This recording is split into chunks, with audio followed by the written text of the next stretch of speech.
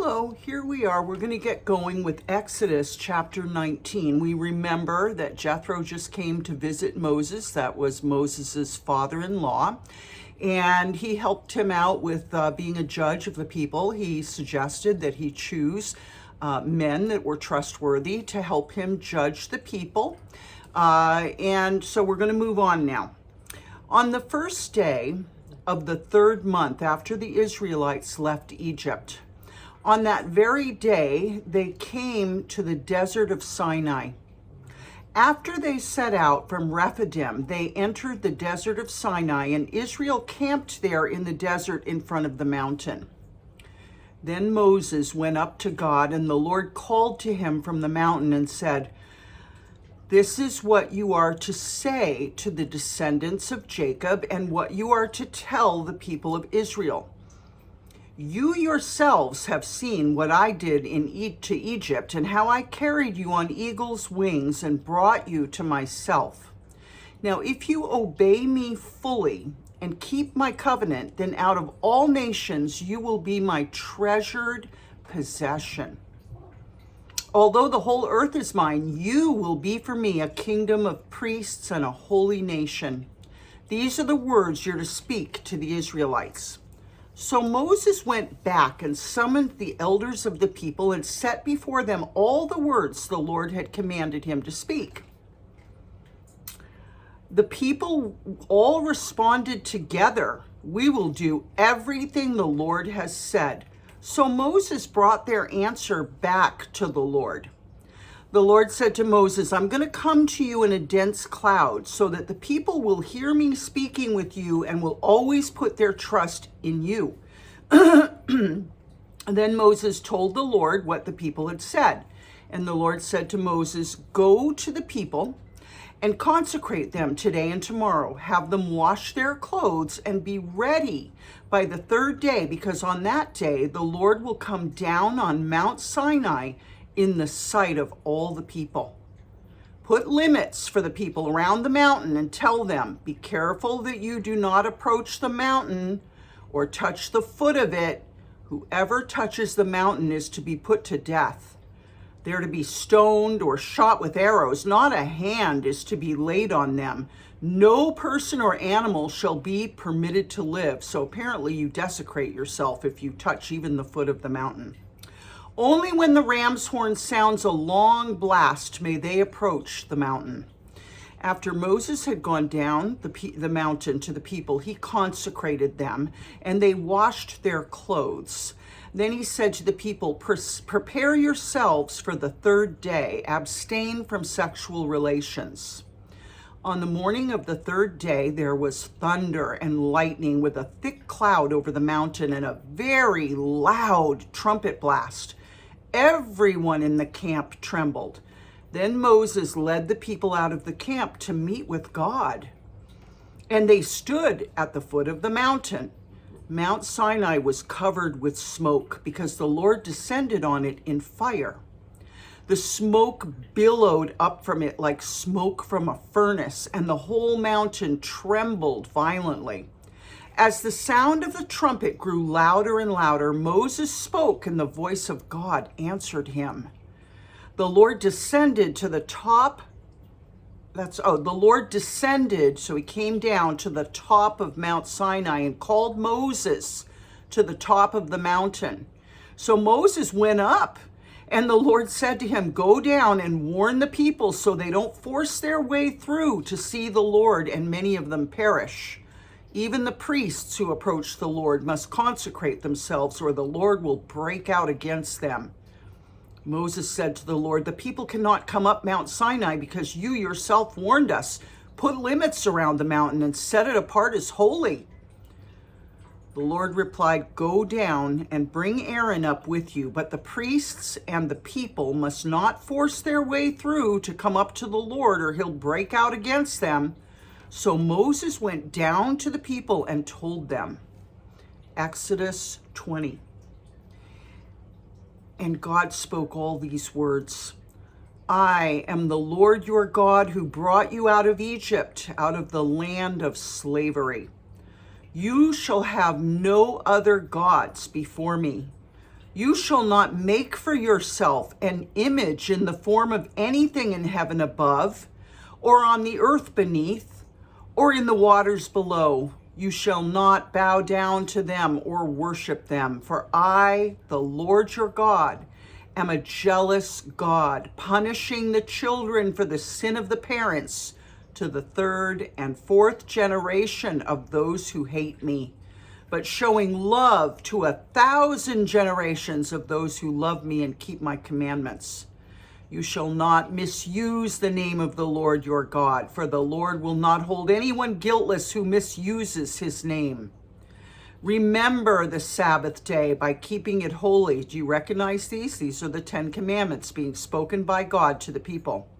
6 days you shall labor and do all your work, but the 7th day is a Sabbath to the Lord your God. On it you shall not do any work, neither you nor your son or daughter, nor your male or female servant, nor your animals, nor any foreigner residing in your towns. For in 6 days the Lord made the heavens and the earth, the sea, and all that is in them, but he rested on the 7th day.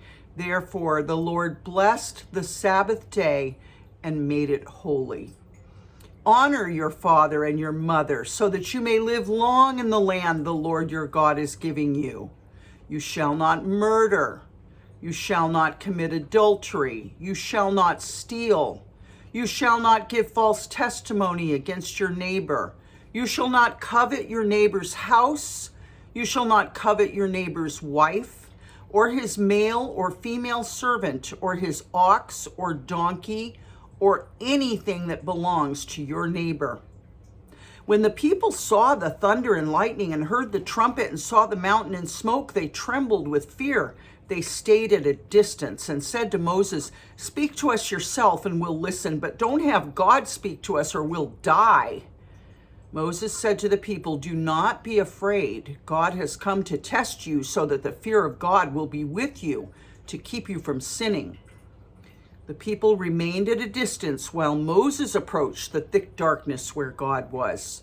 Then the Lord said to Moses, "Tell the Israelites this: you have seen for yourselves that I have spoken to you from heaven. Do not make any gods to be alongside me. Do not make for yourselves gods of silver or gods of gold.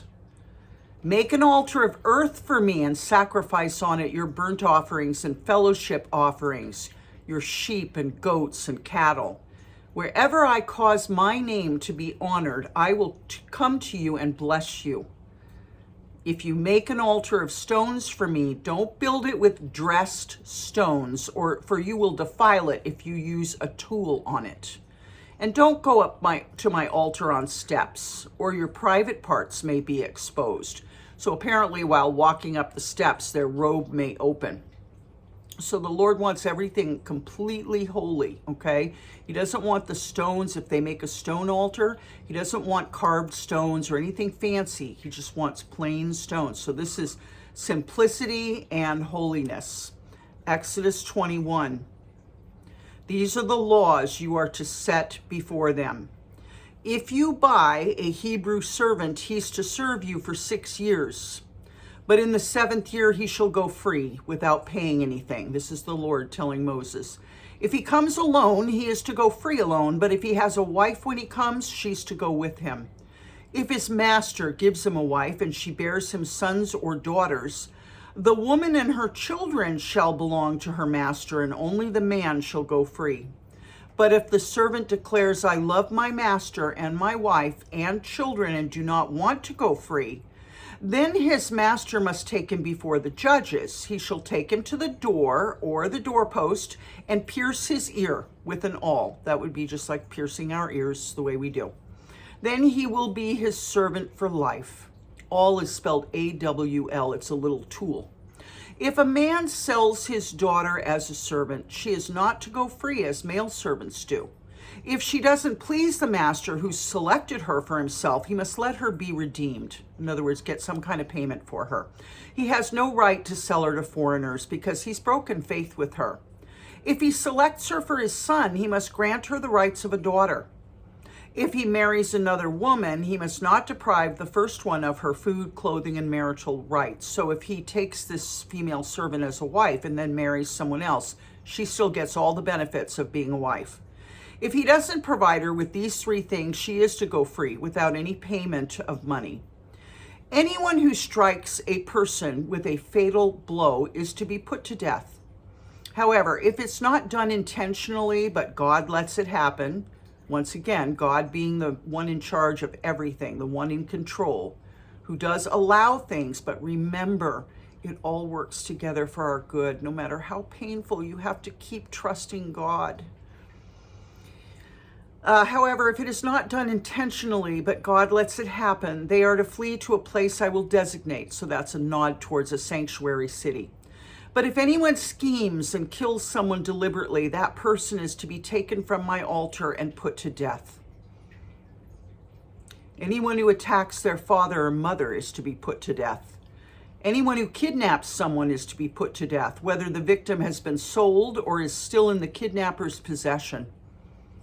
Yeah, kidnapping is a grave crime. Anyone who curses their father or mother is to be put to death.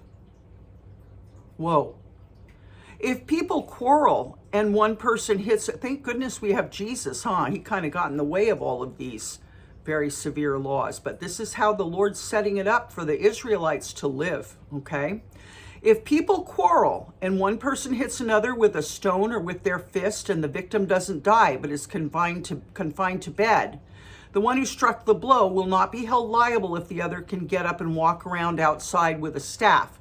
However, the guilty party must pay the injured person for any loss of time and see that the victim is completely healed. Geez, this is how workman's comp is set up, but I wish it would hurry up already. For the injuries I sustained at work. Anyone who beats their male or female slave with a rod must be punished if the slave dies as a direct result. But they're not to be punished if the slave recovers after a day or two, since the slave is their property. Now remember, slaves could come from war. Okay, this is what you have to understand. Human beings have bought and sold each other since they were created. Okay, slavery is nothing new. So, God is working within the reality of what goes on, okay? And to just say, oh, well, that Old Testament God, he believes in slavery, he believes that, no, he doesn't believe in oppression, he doesn't believe in slaves being mistreated. It's right here, okay? But don't be overly offended by slavery, because there's not one culture in reality that has not enslaved another culture. That's who we are as human beings. We put human beings in slavery. We use them. And until the Lord comes back, it will still go on. Trump got in the way of a lot of the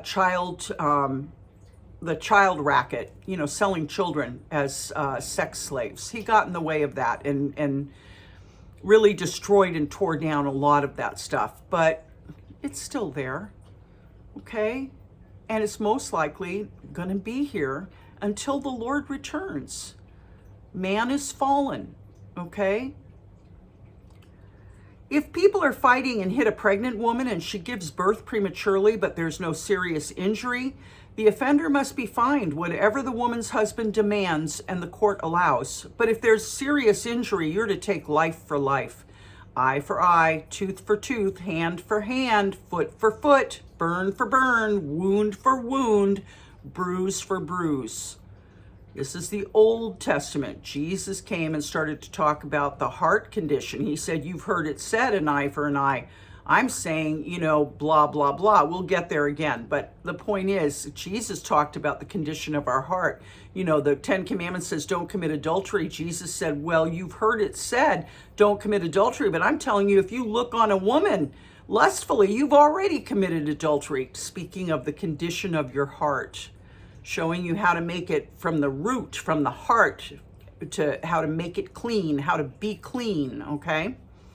All right, because the Jews, the Pharisees took this to a very legalistic degree and had no grace or mercy, okay? And much in the future. This is just the beginning, okay? An owner who hits a male or female slave in the eye and destroys it must let the slave go free to compensate for the eye. An owner who knocks out the tooth of a male or female slave must let the slave go free to compensate for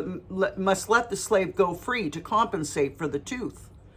If a bull gores a man or woman to death, the bull is to be stoned to death and its meat must not be eaten. Remember, the Lord's going to hold animals who attack humans accountable. But the owner of the bull will not be held responsible. See, the bull is taking the punishment. You know, I mean, animals operate on instinct, but they're obviously making decisions. Okay, they're not crazy. They don't have logic or reason, but they should have enough of the fear of man that God gave them so they're not easy prey, that they don't attack us. They should understand that we are, I want to say the stewards, you know, just based on walking on 2 feet. And I want to use the word superior, but you know how I'm saying that, okay? They recognize us as a superior being. And we are, because we have the ability to reason, okay? But we're also a bit superior because we walk on 2 legs and not 4. Okay, so animals recognize that, and they should stand in awe of it, meaning respectful fear, okay? Like fear of the Lord is respectful awe, okay? And animals should not turn and strike a man. And if they do, the Lord will hold them accountable, as we have read, all right? If, however, the owner of the bull will not be held responsible. If, however, the bull has had the habit of goring and the owner has been warned but has not kept it penned up and it kills a man or woman, the bull is to be stoned and its owner also is to be put to death. Now, this reminds me of a case in San Francisco where a couple had 2 what are they called? Something Corsicano. Okay, I'm going to forget the name of the dog. They're absolutely magnificent animals. But 2 of them got riled up. They were roaming the halls in an apartment building. I guess that was par for the course. I don't know how that was happening. But a woman came home with her groceries and they murdered the woman, the 2 of them. They just went after her, got themselves all buzzed up and just slaughtered the woman. And the owner, of course, they were put down immediately. And it says right here, we can substitute the word dog for bull. If, however, the dog has had the habit of going after, biting, and the owner has been warned but hasn't kept it penned up and it kills a man or a woman, the dog is to be put down and the owner has to be, and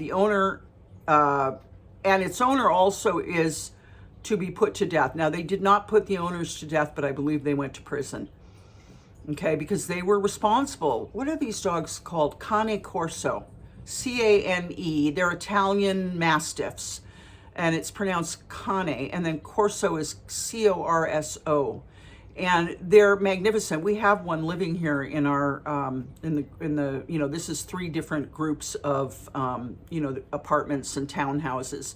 And in the apartment across the way, we do have one. And I literally stopped the car and rolled the window down and said to the owner, "What is that? I'd never seen a dog like that." It was the most, and his name was Titan, and he was with a little tiny Chihuahua. And it was the way he was raised. He was raised to be very friendly. But man, when that dog stood and looked at me, it was like, it was awesome. I mean, I couldn't believe it. I believe Titan is pure black. And they've just got this massive head. And when they stand and look at you, man, you just stand at attention. But the owners had a male and a female, the ones in San Francisco. And they didn't, you know, I don't know how they were raised, but they were letting these dogs roam the halls of the building. And I guess they just, you know, jazzed each other up. You know, one was going after the woman, then the other got excited, and they just, you know, and they slaughtered her. And it's a famous case. You can look it up. But anyway, this kind of is the way the Lord wants it to be. However, if payment is demanded, the owner may redeem his life by the payment of whatever is demanded. Now, I think the owners of these 2 dogs went to prison, but I'm sure there were heavy fines too. This law also applies if the bull gores a son or daughter. If the bull gores a male or female slave, the owner must pay 30 shekels of silver to the master of the slave, and the bull is to be stoned to death. So there's no mercy here for an animal that does that. And once again, you have to understand, it's an animal, okay? They don't possess reason. They do possess instinct, but yet they're still making a decision somewhere, and the Lord is going to hold them accountable. And that is the law of our land. If we have animals that attack humans, they get put to death. They get put down, okay? Because that's, we can't reason with them. We can't talk to them. There's no reasoning with them. So they just need to be off the planet, okay? Because we are the stewards of this planet, and we are not to be attacked like that by animals, okay? All right. If anyone uncovers a pit or digs one and fails to cover it, and an ox or a donkey falls into it, the one who opened the pit must pay the owner for the loss and take the dead animal in exchange. So you broke it, you bought it. There's that law, okay? You broke the animal, you get the dead carcass, but you pay the owner money. If anyone's bull injures someone else's bull and it dies, the two parties are to sell the live one and divide both the money and the dead animal equally. However, if it was known that the bull had the habit of goring, yet the owner did not keep it penned up, the owner must pay animal for animal and take the dead animal in exchange. God, it's ugly to even look at that, okay? But, as you're listening to this, I know that you can hear our laws, okay, that were taken from the Old Testament. It is in effect, okay? All right, Exodus 20. Excuse me, not Exodus 20, Exodus 22. Forgive me here. For some reason, I have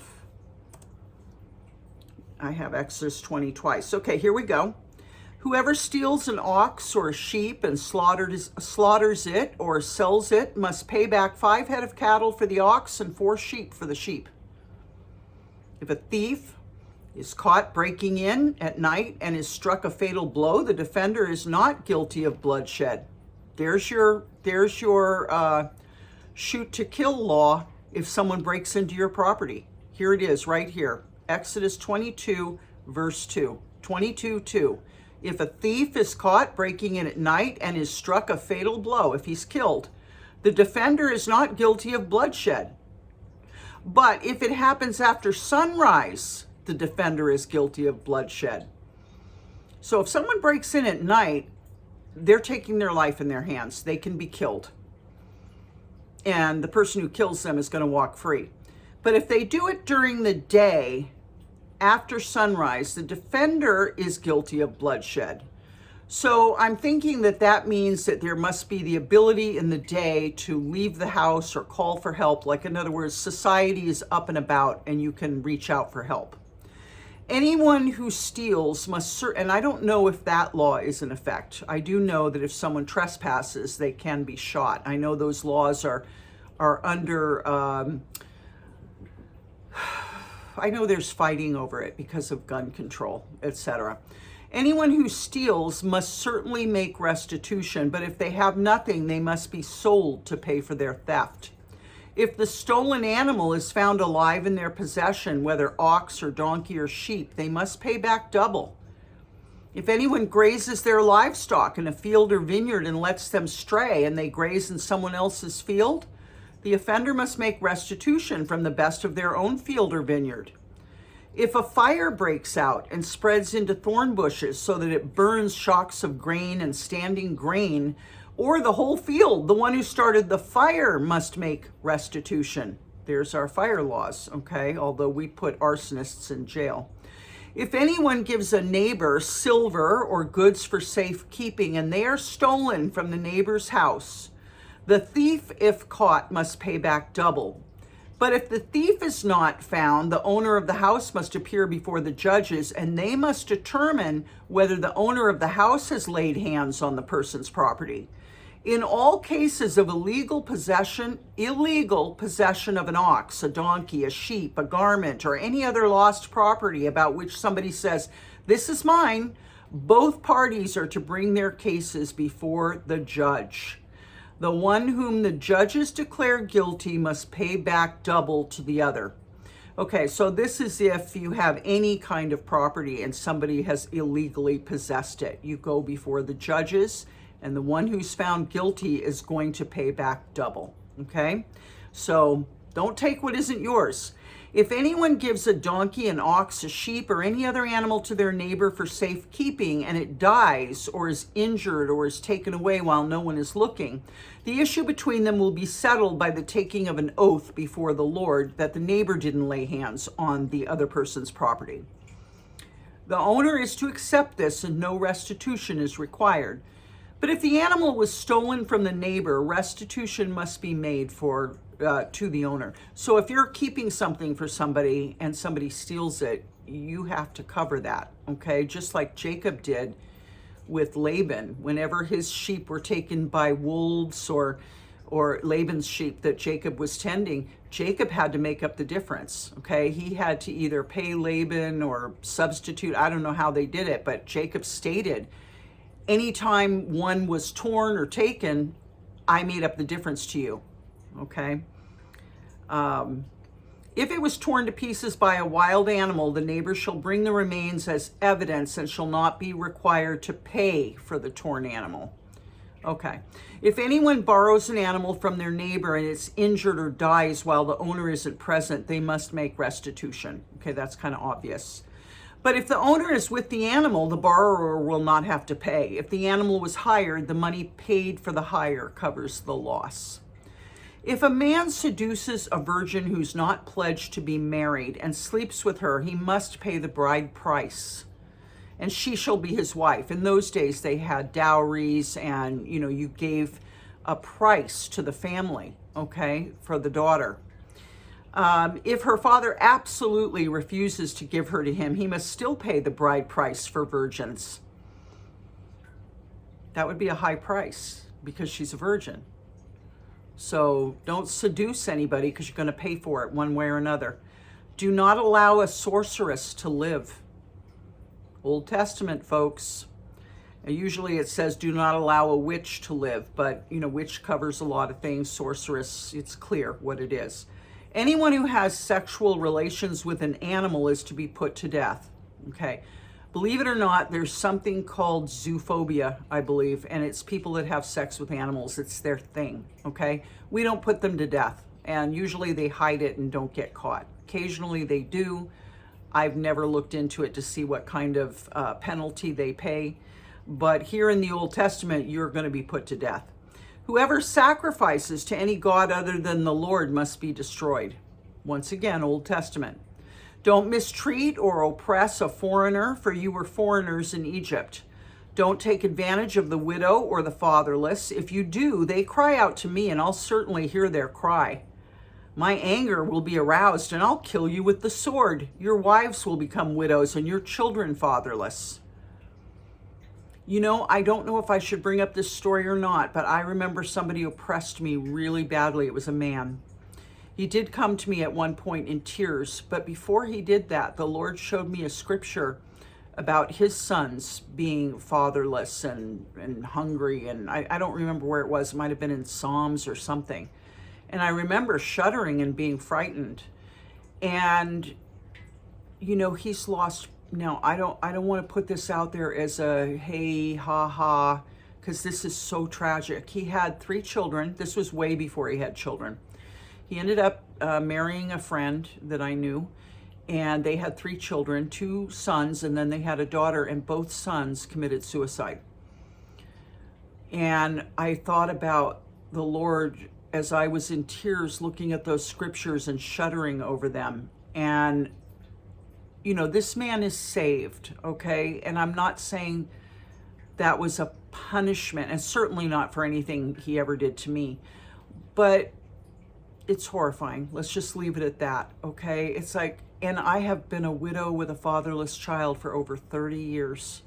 The Lord just doesn't take it lightly. I raised 2 children, not consecutively, but not together, but consecutively. First I raised one, then I raised that one's daughter. I was a widow with a fatherless child, two different ones, for over 30 years. And this is, I've told you the story about the woman who really went after me with slander and destroyed me out of my place of business after I brought her on board and trained her how to do the job. And I ended up having to leave, and her son was taken from her. Now, I'm not saying it's because of me, okay? I want you to understand that. But I'm saying that the Lord doesn't, he looks at everything. Now, that woman was not saved. She wasn't a Christian. But I'm just saying, this is very true. Do not take advantage of the widow or the fatherless. And often those two things go together. If you do, and they cry out to me, I will certainly hear their cry. Because in another part of the Bible, it says true religion is this, to take care of the fatherless and the widows and the fatherless in their distress, the widows and the orphans. My anger will be aroused, and I'll kill you with the sword. Your wives will become widows and your children fatherless. So if I'm saying anything, I'm giving you those examples. I'm not saying it's very particular to me, but I'm just saying don't play with the Lord. Think before you do things to people. Note their situation and don't do horrible, heartbreaking things to them where they just fall apart and they're running to the Lord and saying, how do I deal with this? Don't put a widow or an orphan in a situation like that. And don't put anyone else who's broken in a situation that they can't seemingly survive without the help of the Lord. Don't, because the Lord doesn't forget those things. And if you've done it, repent, okay? And I'm emotionally involved in that because I can think of so many hurts that were done to me because I didn't have a husband. More things to work on forgiveness, huh? It's a lifelong process, people. If you lend money to one of my people among you who's needy, don't treat it like a business deal. Charge no interest. If you take your neighbor's cloak as a pledge, return it by sunset, because that cloak is the only covering your neighbor has. What else can they sleep in? When they cry out to me, I will hear, for I am compassionate. Don't blaspheme God or curse the ruler of your people, because God allowed them to be there. Right? Thinking of Joe Biden. Don't hold back offerings from your granaries or your vats. You must give me the firstborn of your sons, meaning consecrate them to me, dedicate them to me. Do the same with your cattle and your sheep. Let them stay with their mothers for 7 days, but give them to me on the 8th day. You're to be my holy people, so don't eat the meat of an animal torn by wild beasts. Throw it to the dogs. So that would be... I know there are people that have been forced to eat. I've heard of this, people who've been forced to eat roadkill. Now, roadkill is not being torn by wild beasts, but we know clearly to not eat meat like that, okay? Best to give it to the dogs. I don't know what they do with roadkill. I know when I was driving through Ohio, every half a mile there was a huge elk dead on the road. Huge. So they must take them and use them for dog food. I don't know, because there was so much meat, I couldn't believe it. But we're not to touch things like that, clearly. I love you very much. Some of the Old Testament is going to make us grit our teeth. It's going to be hard, okay? I love you. Keep praying. I'm praying for you. Pray for me. And I'll see you tomorrow. And we'll pick it up at Exodus 23. Love you. Good night.